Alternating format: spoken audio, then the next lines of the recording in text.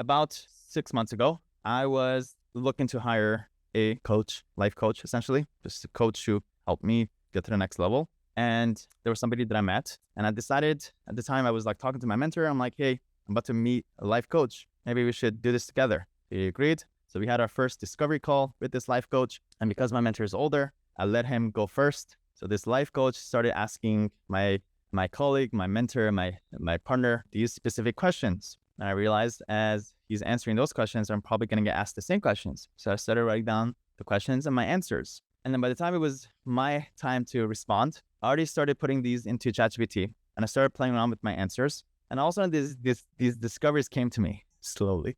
And I'm like, oh my goodness, this ChatGPT, this AI is able to understand who I am, what my strengths are, what my weaknesses are, what I should be doing, what I should not be doing. How can I surround myself with the best people around me for me to be able to grow? And a million other insights. And that was enough of a reason for me to not be able to hire him because I already had a lot of those insights. Actually, I ended up hiring someone else to actually hold me accountable. So it ended up working out well. But I realized that was a really, really insightful little exercise about essentially helping me figure out what I called finding my zone of genius. I took this, what I'm about to share with you, took it, continued with it, continued building it. And I basically wanted to ask ChatGPT and affirm what will be my perfect role at my law firms and at my legal academy. And about a year ago, I had some thoughts about I always had some thoughts about being a thinker, being an innovator of a company, kind of being the visionary of a company. And I'm like, what role would fit that? And I realized that chief strategy officer would be something that'll be kind of cool to kind of potentially be. That was always back in my mind. So I'm like, hey, maybe let's see if ChatGPT let's see how well it knows me. And I basically asked ChatGPT, and actually have the document here. And ChatGPT came back and says, given your profile, the role of chief strategy officer appears to be the most suitable for you. And here's why. And I started reading this, and I'm like, this is right. This is absolutely right. This is absolutely right. This is absolutely right. And everything else literally got molded around it. What should I be focusing on? What I shouldn't be doing? Who should I surround with? And it was literally one of my most insightful moments in my life. And this is the journey that you're about to start right now. Okay? This most insightful kind of exercise. So let's go to the worksheet. So the first question is, what are your current work challenges? Okay? What are you dealing with? Where's the pain of your work right now? That could be time management. That could be dealing with client expectations potentially. Maybe that could be work-life balance. Maybe too much work and life. That could be maybe you don't delegate enough. You're just doing a lot of this yourself because you don't trust people. Or maybe you're not, you consider yourself not technical enough, so you're not really adapt to change. You see all these people doing all these things, and you hear all these things, and you're where you have to do videos, and you have to do all these things, but you're not really open to it. Again, so we want to be open. This is an open exercise. So I'll give you guys a minute to think about that, and please write it down. And you're not just tied to these 5. These are just 5 starting points to get you to start thinking about it. Okay, so start thinking about other ones as well. Just think about yesterday is a good starting point. Think about yesterday, like what bothers you, what stresses you out, and really good answers are coming in. Good, keep it going. If you look at the answers in the chat, you'll see there's a lot of universal answers. And that was actually one of my biggest insights when I started doing this, is that the pain points and the challenges are so universal. It blew my mind. And it was essentially the same things, which is pretty much what you're seeing right now. Take one more minute. Again, think deep, by the way, think deep about this. Because a lot of the surface level stuff is relatively easy, but the deep stuff, go deep. Again, the more deeper you go, the better. And maybe it's write the why. Why do you think that is too, by the way? Again, the more context that you give it, the more specific, the better. So not just what it is, but maybe the why. The why will provide that context for later. That'll be useful for us. And a lot of this could be limiting beliefs too, by the way. So if you're well aware of those limiting beliefs, this could definitely go here as well. Okay, so just reading a couple of them. A lot of time management is a big one that's very popular. Organizing firm structure, adapting to change, implementing VAs, delegating. The funny thing is, this is exactly what we do at My Legal Academy, is to get these things off your hands, and we help you. And we have a whole infrastructure and a system behind everything, every pain point here. Number 2, very crucial. What are some adjectives that describe you and your work style? Okay. What are some adjectives that describe you and your work style? Just to give you some examples, for you to start thinking about this, are you analytical? Do you see yourself as a persuasive person? Are you a people person? Are you a behind the computer person? Are you a manager? Are you detail oriented? Do you see yourself as being resilient? Do you see yourself giving up? Are you empathetic? Are you not empathetic? Are you controlling? Are you personable? Are you analytical? Are you not focused? Again, try to provide both positives and negatives. The more well-rounded it is, the better. Going back to my own, these are when I was going through the same exercise. This is the things that I came up with. If it helps you, initial form. I'm a rational optimist. So generally, I basically maintain a positive and hopeful outlook on life. But this optimism is rooted in logic and reason. We're hopeful about the future, yet the optimism is based on realistic expectations and a clear understanding of facts and evidence. If that's you, go ahead. You could put rational optimist. Are you a visionary? Are you an innovator?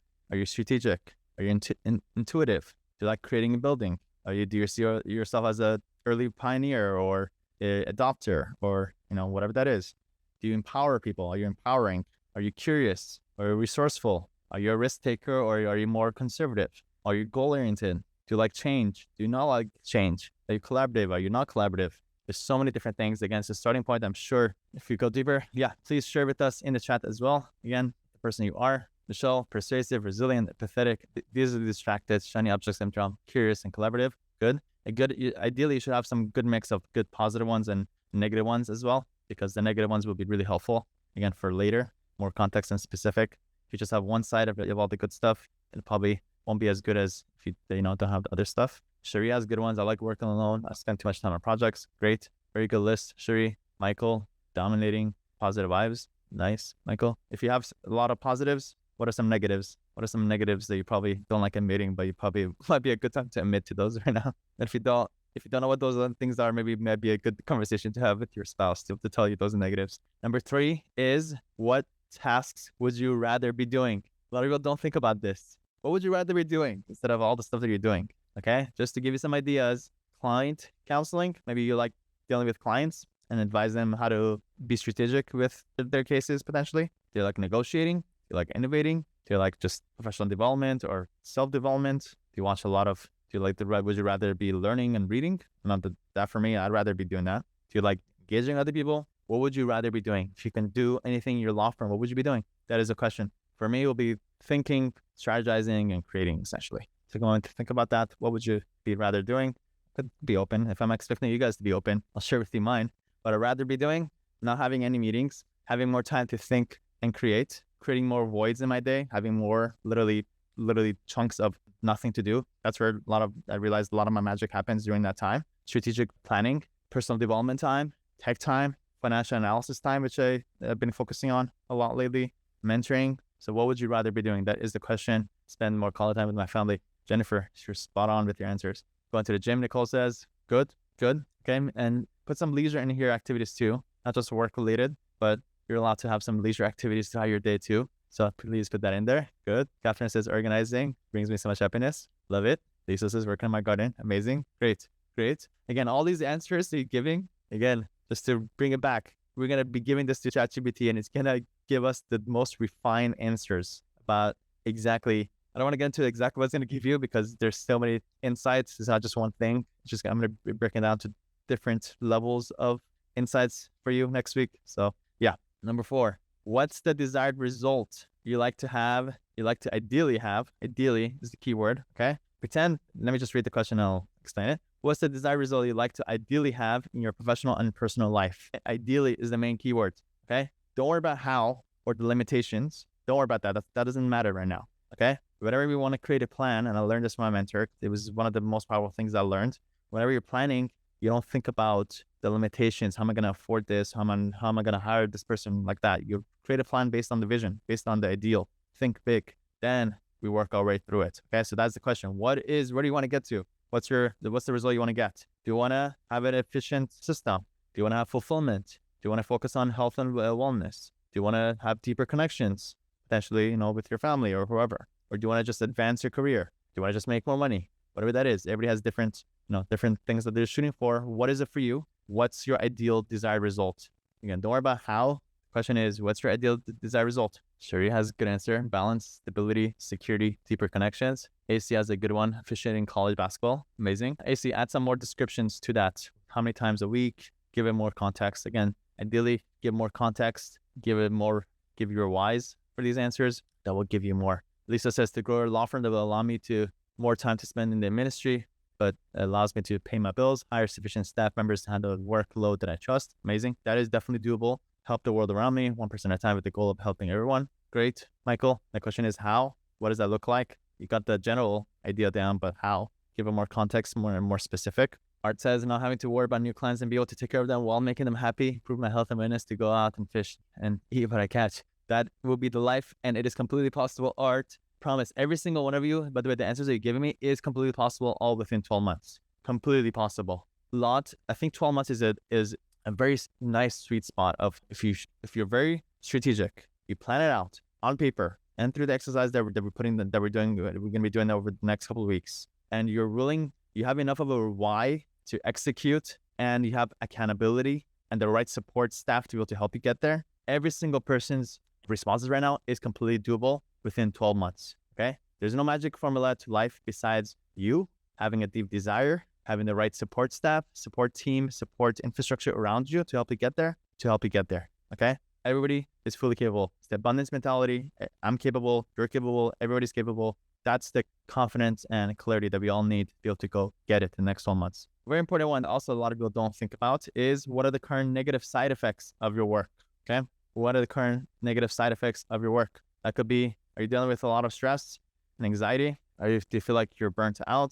Do you feel like you're socially isolating yourself? Do you feel some physical strain? Maybe potentially somewhere on your body? For me, it goes in my stomach. I basically deal with IBS. That's where I feel most of my physical strain. Maybe that might be, for some of you, it might be a headache, might be something else, maybe lack of sleep, lack of a good diet. Where does it manifest itself in your life? Be physically or mentally? Art says stress and not enough sleep. Okay. Again, let's be raw and transparent here. Shelly definitely sounds stressed with those capital letters. Not enough hours in the day. There's plenty of hours in the day, Shelly. There's plenty of hours in the day. You just have to be able to focus you correctly through these little exercises. And again, all those things that I've been talking about. Too much sleep. Trust this. Okay. So the question is, how does it manifest itself for you? Everybody has different ways. I want to hear from the rest of you. There's nobody who doesn't have one of these. It doesn't exist. I'm sorry. Everybody has some side effects. We're just humans. So please share with me in the chat and please be transparent and raw first with yourself. Yeah. Letting clients down. Yeah. Oh, and a big one that I realized is self-sabotage, by the way. Self-sabotage. I could go really deep on this, but I don't know. No, I don't want to get there. But self-sabotage, it manifests itself in different ways where you're like tired and sick of what you're doing. So slowly you start sabotaging yourself in different ways, whether it be being mean to people or saying things that you don't really mean, doing things that you don't really mean, canceling subscriptions, doing things that are usually quickly done. So whenever you find yourself doing something quickly, it usually comes from some deep-rooted self-sabotage. So I'll put that out there. I know I could go really deep and talk this out, but try to see if you're dealing with that as well. Michelle has a good list. Wow, so many different things. Wow. This is just starting to develop anxiety for the first time in my life because the firm is just trained out of control. Okay, well, timing is crucial, Lisa. So I don't want you dealing with that. I'm sorry. Acting out of frustration. Yeah, if I could give a heart to every single one of these answers, I would. Let me just say you're not the only one. Everybody in some capacity, some shape or form is dealing with an assortment of these. So don't feel bad. Number 6, to keep it going. Not taking enough stress, just stress breaks. Yes, good one, Amanda. All right, number 6. What trade-offs are you willing to make to get your desired result? Okay, it's great that you would like to have the desired result, but I always say this, you got to give up something for you to get what you want. A lot of people just want, but be able to give up something. You know how many things I had to give up in the past couple of years to get what I want? First of all, I gave up 3 law firms. Each one had a good amount of salary that was pulling out of the law firm, good amount of equity that I built up over the years. One of my law firms that I got out was my second law firm, which was like 7 years old, 7 years old. I gave up that equity, gave up my salary, I gave up something. And the question is, what are you willing to give up? Okay, something has to give. What are you willing to give up? So some examples is wealth versus free time. Are you trying to make more money, or do you have to give up some wealth to make more time? Or is there a way to do both? Which there is. Ultimately, we want to have both. Or is it family versus growth? Which one pulls you more? Which one would you like to have? Prioritizing family time over expanding the practice. So maybe it's just not the right time because I have too many things going on. So I may need to put a pause on my expansion and maybe focus more on my family. Might be the right move for a lot of us. Control versus leisure. Choosing hands-on management at expense of personal downtime. Yeah, there's always stuff to do. There's always people to manage and all this stuff, but you come first. You make sure you're healthy, you're good. Next one is delegation versus balance. Assigning duties to achieve balance, accepting the initial time investment. So yes, I'm too busy, but I need to be able to spend time hiring for me to be able to be not busy later. A lot of people are too busy to be able to hire. I have a best friend who deals with that. He's been stuck in that stage for 2 or 3 years. He's too busy to go hire and then hit rock bottom because everybody left. Now he was forced into go hiring, and that time it's already too late. Like it's already, he's probably lost a year of growth just because he didn't go invest time hiring when he should have. Or advanced memory versus quality, seeking higher roles while maintaining service excellence. Whatever that is, what are you willing to give up? Sometimes you may need to ditch certain practice types, certain niches. So that's a very common one. People have they're doing 3-4 different services. That's definitely one of the more popular ones that people that join, I always try to look at what they see, what they do. And if I see a bunch of things that they're doing, I try to make a call and I try to save them from that trap. So whatever that is. And so that's a question. Please share with me in the chat. What are you willing, what trade-offs are you willing to make to get your desired result? What are you going to give up? Okay. Please share with me in chat. What is that one thing for you? I want to hear from everybody. Perfectionism. Catherine has a really good one. Willing to trade perfectionism for less stress and overwhelm. Catherine, that is so clear and so good. That might be the one thing for you potentially, for you to take it to the next level. Amazing. What are you willing to give up?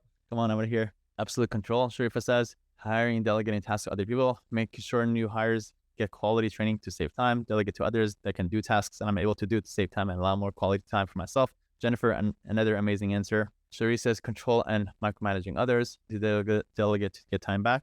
Good, but good. Give me a couple more. Madison, time now to set up a really solid foundation, taking time to create a really solid team to have more freedom in the future. Madison, what are you willing to give up to get that? So is it time, investing more time? Chris says comfort and imagine safety to build a new life. Good, Madison. Good, free time. Good. Okay. And keep in mind, the more you give up, the more you're able to get. So if you're just giving up something small, you're probably going to get something back that's small. So have that in mind. It goes hand in hand.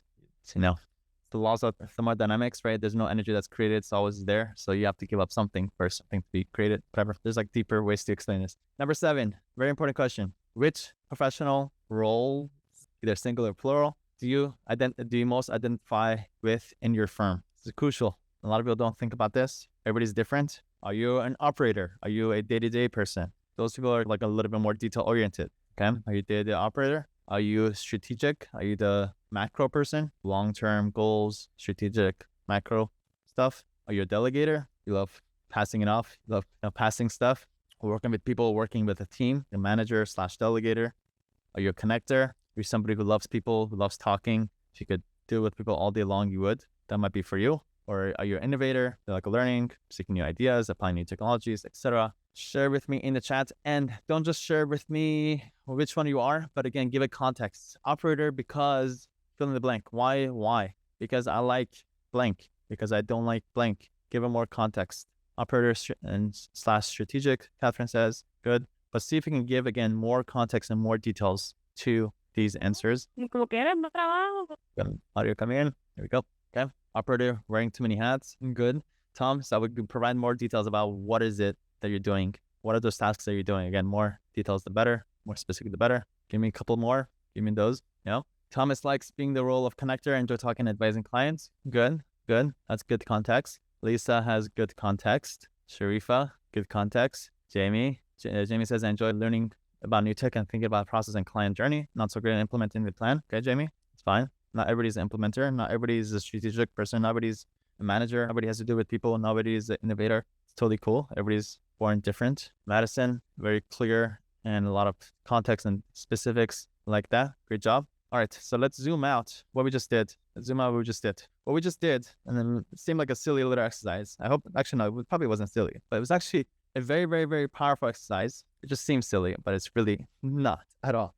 This gives you, what you just did is you're explaining yourself and every shape or form. At least that's the objective, okay? So we talked about what we're dealing with and the challenges that we deal with. Adjectives that describe us, who we are as a person, what I'd rather be doing, what result I like to get, what are the side effects of dealing with those challenges, what are you willing to give up to get what you want, and how do you see yourself? Self-evaluating, what role would you be in? Okay, let me just give you the last notes. Please take your time with each question, ensuring you provide detailed and honest answers. Reflect deeply on each aspect of your life as it relates to the question, and don't hesitate to explore your thoughts and feelings in depth. I promise you, this is just layer 1 of you thinking on this level. If you continue thinking it through, maybe talking to your spouse, your best friend about these things and really, take a shower and do all these things, meditate, you will dig deeper. Layer 1, layer 2, layer 3, layer 4. You may even go 5, 6, 7. Okay? And what we're going to do next week, and please add to it throughout the Let Me Go on camera. Please leave this on your desk and please continue adding to it over the weekend, because next week we're going to take this, we're going to combine it with AI and ChatGPT, and we're going to get super insightful clarity that we've never had in our lives with so many other things that I don't want to spill that will really give you the clarity that everybody needs.